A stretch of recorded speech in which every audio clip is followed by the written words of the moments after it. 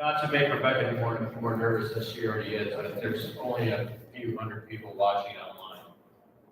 Oh, the bell. Oh, but for those that are watching, by the way, thank you very much. And if you would share this out, especially afterwards, to your friends in Minnesota. Not that other places aren't important, but we definitely want this to take root and gain ground here in the state of Minnesota. Rebecca has been driving this for some time, and then she was also tasked. Where's TJ at? TJ's around here talking to them. I was on their show a few weeks ago, and the next day Rebecca's like, "Hey, how would you like to see the event?" And I'm like, "Oh." And before I had a chance to answer, she said that Stephen Wool said that you would do it, or he was going to kick your butt. Those are not the words that he used. Yeah. He used another word. And so I don't want to say I'm here under duress, but I might be here under duress. But because I have to go to the cities. So, but Rebecca has been driving this for some time, as well as managing the Libertarian Party of Minnesota itself, and some other things that she has going on. And I'm trying to kill a few minutes so she doesn't feel pressure to fill her entire speech. So now I told her I was going to sit right in front and stare at her the whole time. If that doesn't make you nervous, I don't know. So Rebecca, thank you for doing this today. Thank you for putting this together. Whenever you're ready to be done, you just call me up and I'll do it. Okay.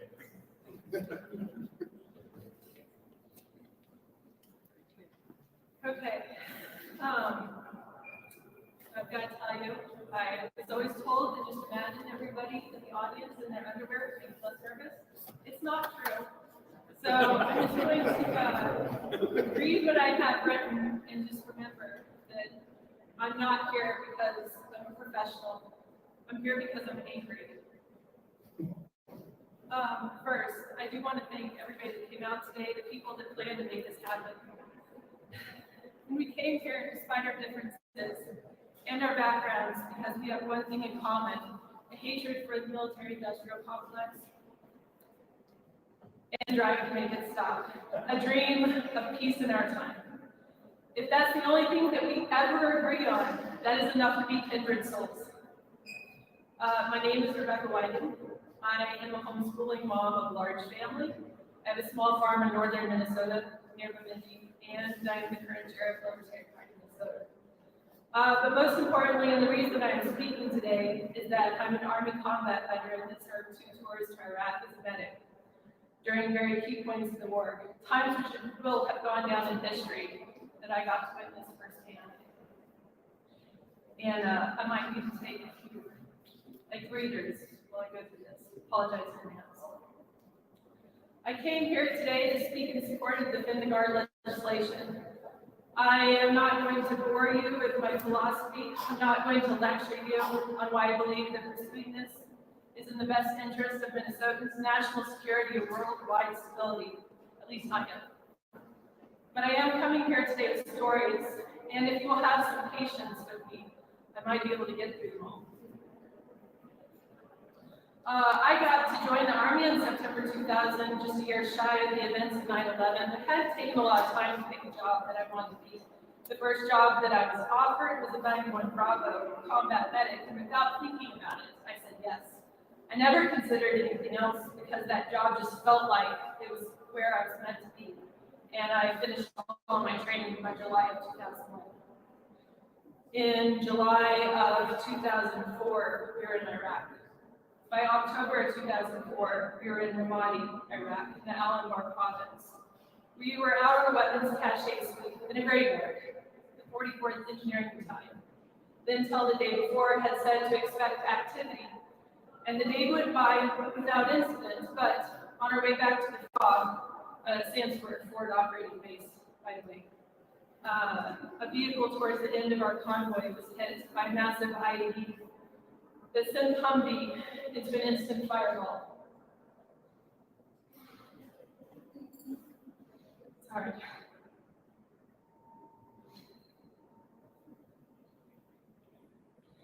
Since we were the medics, our tracked vehicle which is a mini 1-1, it's a 113, but it's like a mini tank. Pivoted around and went back to get the casualties. The first soldier was brought in screaming and placed on my litter. His name was Specialist Watson. He had been in the turret when the IED exploded. It ejected him from the turret, the steel vehicle catching him at his knees. Each leg had compound fractures just below the knee, and bright red blood was spurting into the air. It was filling up the inside of our vehicles, so that our boots were sloshing around in it. Trying to put tourniquets on both his legs was slow because he was screaming and grabbing me in fits of pain and terror, while we were moving through rough, bumpy roads at high speed, trying to get back to the fog as fast as we could. Sergeant Washington actually walked into the tracked vehicle because adrenaline does really funny things to people sometimes. But he had been a dark black man before the explosion. The person that walked in was white. His uniform and his color had been completely burned away. The only part of his body that had not been burned was his feet, because he still has combat boots on. He died in January of 2005 after succumbing to his injuries and lingering for months. PFC Barbarets had also been in the Humvee, and when it went up in flames, he'd been able to get out of the truck, but not before everything was on fire, because the 50 cal had gone up in flames with Humvee. The rounds started exploding, making it impossible for anybody to get to them while he burned alive on the road. It took him 7 minutes to stop moving. Staff Sergeant Hawkins never left the Humvee, and there was nothing anybody could do for him. That same day, my friend, Specialist Beard from 217 Artillery, who had spent many hours playing spades with me in our free time, was killed by a sniper. I had noticed I wasn't running into him anymore, and I didn't think anything of it because it wasn't uncommon for schedules to change. And then I asked a mutual friend where he was.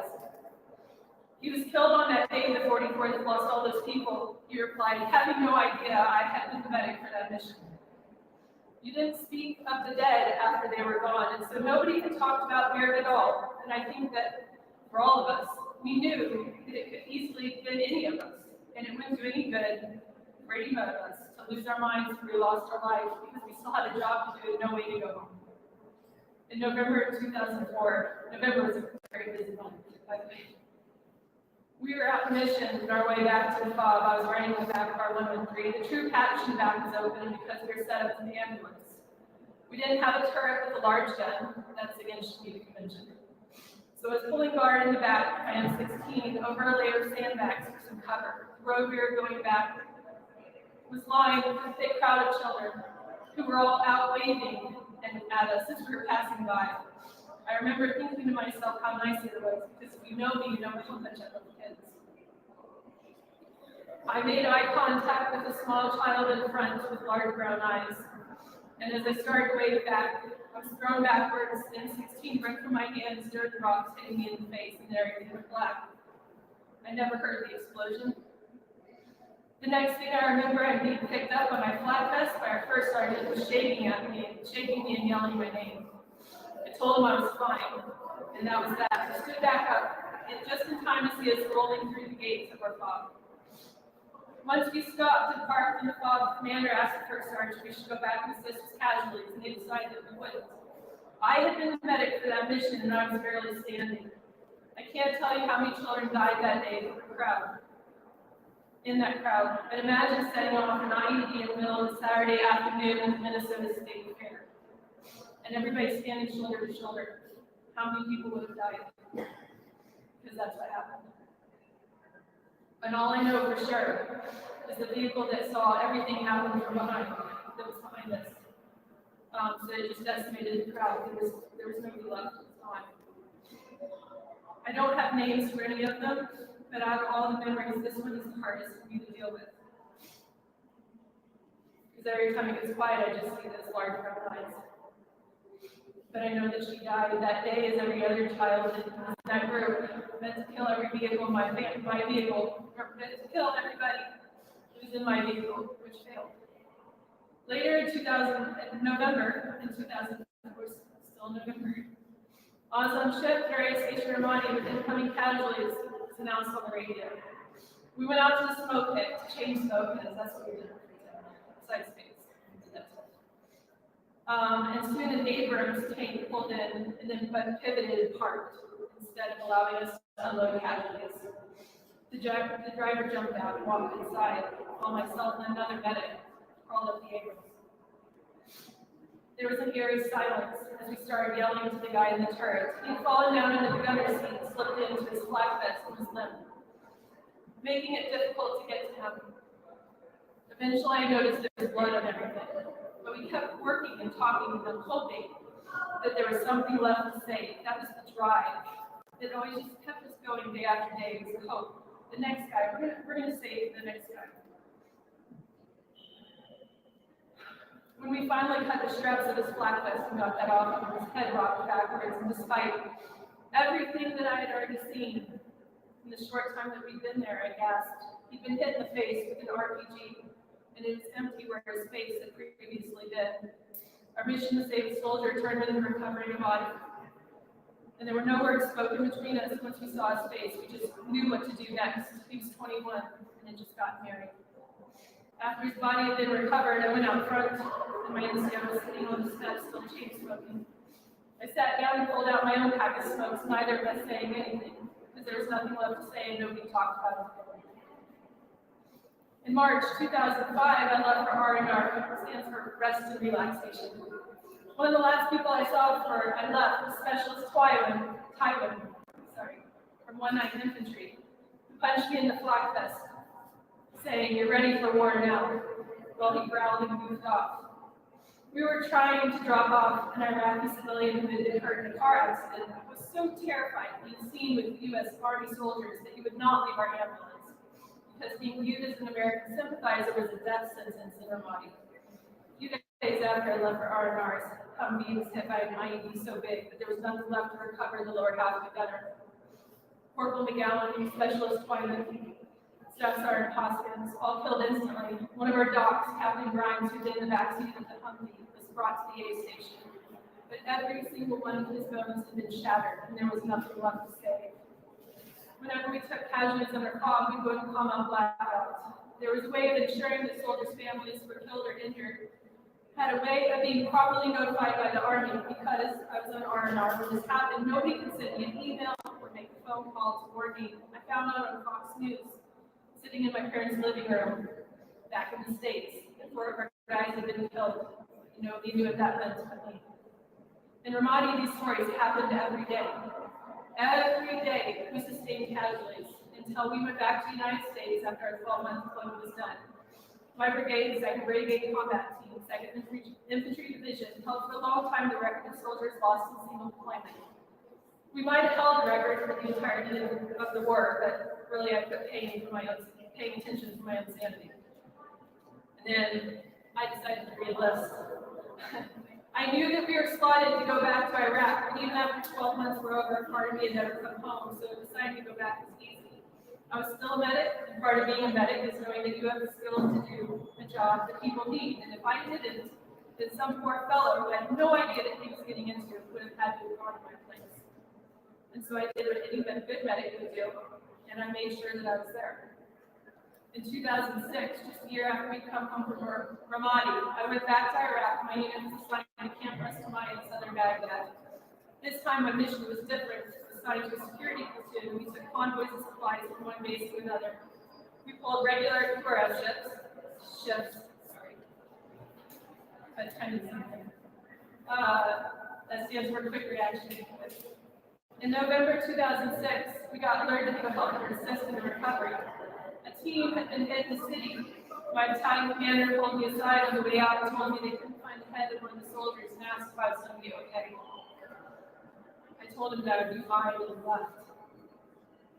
The warfare had changed from my previous deployment. IEDs were still used as roadside bombs in Baghdad, but very different. Baghdad had a factory that made copper discs that were used to punch through bedrock while drilling for wood. These copper discs, when a charge was put behind them, could be exploded using infrared devices that were triggered by the heat of the Humvee engine. These new bombs, called EFPs, and I'm sorry, I don't remember what this acronym stands for. You kind of have to Google it. For multiple charges can be pointed to hit a vehicle, with each disc producing a copper torpedo that could punch through the upper armor of our vehicles. This vehicle had been hit by one of those. Not only had it punched through the back steel door on the side the EMP was on, but it blew completely through the vehicle and out the other side, leaving a splattering of flesh and blood in an array about 8 feet wide. Our job was to recover the bodies, but when the charges went through the truck, we also went through the abdomen of the gunner and bounced around inside the truck in the underground.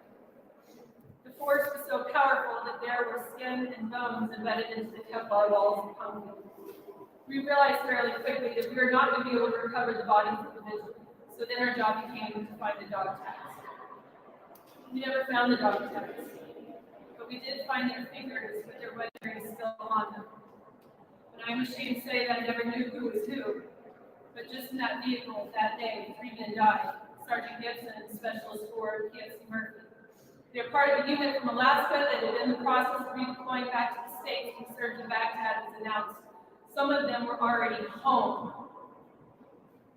when they were given orders to get back on the plane and go back to Baghdad. That was who died that day. The United States has not been in a war, as you heard a whole bunch of other people already say, but it's already written down, sorry. The United States has not been in a war declared by Congress since World War II, and then that generation is almost completely gone. Korea, Vietnam, First Gulf War, Afghanistan, Iraq, none of these wars were wars at all, but prolonged military conflicts. Over 7,000 military members died in Iraq and Afghanistan, another 50,000 injured. In Iraq, because our system is so proficient, we could get people who were severely wounded off the battlefield back to the rear, making them more likely to live through massive injuries that would have been a death sentence in any other conflict. People with double amputations, sucking chest wounds, massive burns, gunshots. It all made them more likely to survive because we could master the art of medicine and war. The U.S. Army is the most proficient machine in the world. We were ready to play at any given moment's notice. Everything was already packed, our training was already happening, and the nature of the job, and then once you were in, there was no leaving until your enlistment was done. Even then, they had the discretion to involuntarily extend you. To prop that up, American culture and propaganda machine idolizes the military as heroes. So to join is a way to be somebody important, to work a job of prestige. And I remember that thinking that that's what I was doing too. Loyalty, duty, respect, selfless service, honor, integrity, personal courage. These are the pillars of what it means to be a soldier. They are driven into you from the first day of training, and even once you leave, they stay with you. These character traits are completely missing in American politics today. In the United States government, we have the insidious force at play that uses the corporate media as a propaganda machine to feed off violent human instincts and a complacent people. This giant never sleeps, it doesn't pause, it doesn't think, it just feeds off the need for power, and its greed is insatiable. And I'm talking about the military-industrial complex. The conglomerate of corporations that have either infiltrated the government at every turn to keep the war machine alive and running, or the government helped create the corporations to keep producing the tools it needs to support the constant and long-term warfare to promote American imperialism. And I see it for what it is now, an advantage that I didn't have when I was a young soldier, when the wars in Iraq and Afghanistan were both in their infancy. Today we have the advantage of history and being able to look back at what happened. My journey, trying to come to terms with why, led me to where I am today. And you've heard a lot of people ask why. I ask myself those same questions. Why? For what? Don't tell me it was to keep Americans safe. We weren't at war in Iraq. There were no weapons of mass destruction. Did the country have issues? Was Saddam a terrible maniacal tyrant? Yes. But were the Iraqis better off without Americans in their country? 150,000 Iraqis might tell you that they were not. In 2014, ISIS took control of key parts of Iraq, and the areas that I'd spent compensating for my experiences began a downward spiral that I almost never came out of. The question of why I became a hurdle I could not overcome without admitting what reality was to myself. The answer to why we were there, I had to be honest with myself. And then if I had been in their places with a foreign country invading my homeland, I might have picked up arms and become the insurgents too. We were there to keep the war going. We were used as sacrificial lambs and bathed in the blood of our fellow soldiers to prop up the corporate interests of mine. Those I'd sworn to join. The one that started with, I, Rebecca Whiting, do solemnly swear that I will support and defend the Constitution of the United States against all enemies, foreign and domestic, that I will bear true faith and allegiance to do the same. This oath was used as a weapon against us for unconstitutional wars and illegal activities. but because it was the President of the United States, his cabinet, the entirety of Congress, and the judicial system who were either working with the mic or ambivalent about its activities, there was nobody that had the ability to stand up against it to keep from happening what did happen. The people that died mattered, not just U.S. soldiers, but the people in Iraq suffered. My husband Keith, who's here with me today, was part of the 1st 506th Infantry into Alabama province during the same deployments. While out on patrol one day, an IED exploded, and because of the explosion, the natural reaction of people in the area was to flee. One of the cars that had been driving near took off, trying to get away. But because the intensity of what just happened, the fear and the weariness of battle, and really the longevity of the deployment, the car was shot up by one of the tanks. It rolled to a stop, and as Keith and his crew pulled up in their Humvee, a bystander had already started pulling the 4 children out of the back seat, the father already dead in the front seat. Why, the bystander cried as he held up the dead children. Why? Why? That's a question that haunts every veteran of the war on terrorism today. And I'll tell you why. Make men rich and powerful that are capitalizing off the United States' abuse of the military oaths of enlistment. The cowardice and corruption of the political oligarchy draws no distinction between people it destroys or who they matter to or grief in the wake of the bloodshed. They don't care about you or me or our children or our families. As long as the war continues, they are satisfied, no matter what the cost, that we alone get to care. I said if you have patience with me, I was going to try to get through all my stories, so thank you for sticking it out. I wasn't sure if I was going to actually be able to do that. Up until a couple of years ago, I didn't talk about this at all. The emotional aftermath was always too great. 22 veterans a day are dying of suicide. That number has been often disputed as a desperately slow statistic. John Wade, a fellow veteran and friend, who suffered through both deployments Keith and I were also on, and one of Keith's soldiers, who also went back for a 3rd deployment to Afghanistan after he left the unit, was posting pictures of himself with a kid, sitting in the front pocket of a pair of oversized overalls he was wearing. He was a mountain of a man, figuratively and literally. He was one of the tallest men in my husband's platoon and towered over everyone. His personality was huge.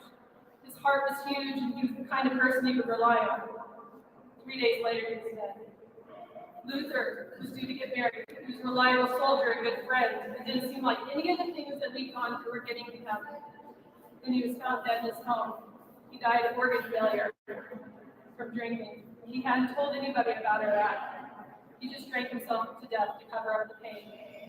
And these are just 2 people, but they are far from the only 2. For the people left behind, those of us that also served, it's a painful reminder that it only takes once to not be able to beat back the demons to lose everything. And I can't do nothing about this. I won't lose anyone else without saying that I'm not also doing something to make this insanity stop. This isn't a matter of politics for me. I am not who I ever want to be. I want to live in peace and raise my family. The reality is the politicians and the politics are what caused this problem. Being uninvolved will ensure that they are free to keep doing what they are doing. The Democrats won't help. The Republicans won't help. Together they started the war in Iraq, and together they kept it funded. The 2-party system is a sham. They rely on to keep people too fearful of opposition, to keep rationalizing their vote for the lesser of 2 evils. And I'm here to tell you that it is time to stop settling. Let it be a hallmark of generations behind us that did not have the courage or the tenacity to confront what their country is doing and demanding difference. Because I can't do nothing. I joined the Libertarian Party of Minnesota as a way to combat the 2-party system, and I am here in support of the Defend the Guard legislation. A bill that would cut off the head of the mic, or at least one of them, to keep it from abusing the oath of enlistment of the Minnesota National Guard. The National Guards were a vital asset to keep the wars going, and to limit them would be used only in wars that have a declared congressional. You know what I'm trying to say. Put a major hurdle in the way of the mic to stop the forever wars. There are multiple states all pursuing the Defend the Guard legislation, and they are relying on us to ensure that we are doing our part here in Minnesota. There is no opportunity in today's day and age to sit out and watch from the sidelines. Today, we are calling on the Minnesota legislatures to stop acting like cowards and playing war games with other people's lives from behind the comfort and safety of their own desks. and to have courage to simply sign the bill to protect Minnesotan sacrifices that served in the National Guard to be reused responsibly and only when absolutely necessary, because the actual defense of the United States and the state of Minnesota needs them, not because Boeing has jets, missiles, and rockets they need to sell, and because politicians like to play jump rope between their places on the mighty corporate boards and their political careers. Yeah, I'm talking about people like Ricky Haley. I'm sure you quote that accurately. I mentioned earlier that I'm a mom of a large family. I'm heavily invested in the future generations and the issues that will be a hallmark of their lifetime or of their time. So let it not be war, but peace. And now that I know the answer to the question why, I know what has to happen next. We start chipping away at the might one by one until we've taken it down to a small sniveling nothing, where it's regarded as nothing more than an enemy of the world in the history books. How far do you think I'd go for the truth, knowing how far I've already come? I told you why. Now what are we going to do about it? When Amy Klobuchar ran for U.S. Senate for the first time, she ran on criticism of the Iraq War that voted lockstep with all the other Democrats to keep funding the wars that she got rich in D.C., like the good Democrat she is. While she was in D.C., I was in Iraq, dealing with the consequences of their decisions. While they were using us as the pawns to fund their corporate interests, a friend, period. Fund their interests, period. Sorry, I'm getting kind of Doing great. A friend just asked me recently when it was that I knew I was past Iraq, and I think people misunderstand. I never did, I never can, I never will. Nobody does. It is too late for me, too late for so many of us. And the only way to get through this is to see it to its conclusion. That conclusion can only be one thing. So, Amy Klobuchar, I'm here to announce that I am coming, because you are the first in a long line of war pigs that are past their prime. I'm going to seek the libertarian endorsement for U.S. Senate seat, and I will not stop until you fail.